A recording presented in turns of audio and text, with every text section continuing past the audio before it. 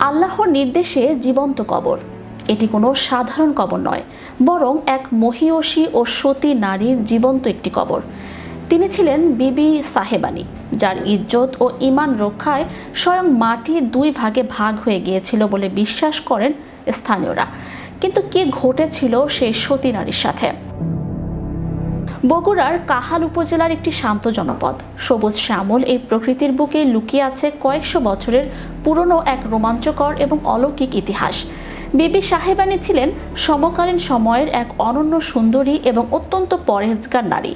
তার রূপের কথা ছড়িয়ে পড়েছিল দিক বিদিক, তবে কেবল রূপ নয়, তার গুণের সুবাসও ছিল আকাশচুম্বী।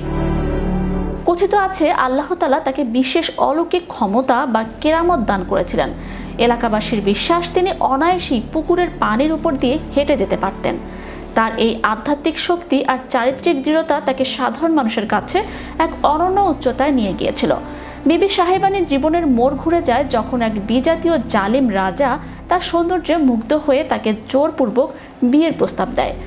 কিন্তু পরহেজগার বিবি সাহেবানী সেই প্রস্তাব ঘৃণা ভরে প্রত্যাখ্যান করেন। দম্ভ আর লালসায় মত্ত রাজা যখন তার বিশাল ঘোড়সাওয়ার বাহিনী নিয়ে বিবি সাহেবানীকে তুলে নিতে আসছিলেন, তখনই ঘটে এক অলৌকিক ঘটনা। লোকমুখে প্রচলিত আছে এই এলাকায় পৌঁছানোর আগেই সেই দুষ্ট রাজা অলৌকিকভাবে অন্ধ হয়ে যান। কিন্তু বিপদ সেখানেই শেষ হয়নি। এরপরও একদল লম্পট জমিদার ও সেনাদল তার সতীত্বের উপর আঘাত করার চেষ্টা করে।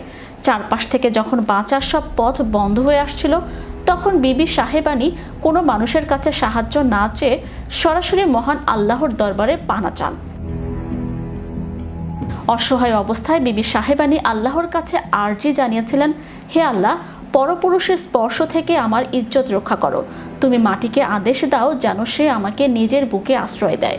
বিশ্বাস করা হয় সেই মুহূর্তেই আল্লাহর নির্দেশে মাটি দুই ভাগে বিভক্ত হয়ে যায়। বিবি সাহেবানী সেই ফাটলের ভেতরে প্রবেশ করেন এবং মুহূর্তের মধ্যেই মাটি আবার আগের মতো জোড়া লেগে যায়। কোনো কাফন বা জানাজা ছাড়াই জীবন্ত অবস্থায় সতীত্ব রক্ষায় তিনি ভূগর্ভে বিলীন হয়ে যান। আর এভাবেই রচিত হয় এক বিস্ময়কর জীবন্ত কবর।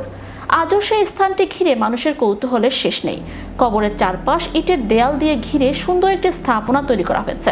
এই কবরের সবচেয়ে আশ্চর্যজনক দিক হলো এর উপর ফুটে থাকা থোকা থোকা রক্ত জবা ফুল।